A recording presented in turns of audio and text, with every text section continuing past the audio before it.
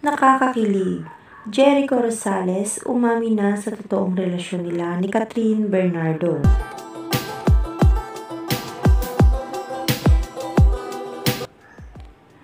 Mainit na pinag-uusapan ngayon ang palaging namamataan na spotted na magkasama na sina Catherine Bernardo at Jericho Rosales.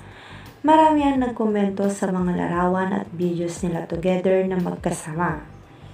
Ayon nga sa iba ay tila mula nang maghiwalay sila ni Daniel Padilla ay tila muling nanumbalik ang saya ngayon sa mukha ni Catherine Bernardo na tila natagpuan na raw nito ang saya sa kanyang puso.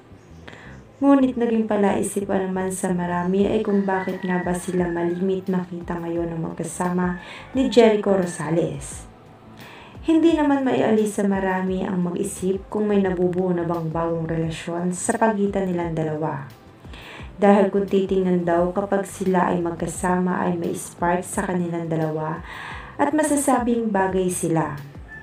Kung saan ay matatandaan noon na sinabi ni Eko na gusto niyang makapareha si Catherine Bernardo sa isang pelikula kung muli siyang babalik sa paggawa ng isang pelikula o teleserye.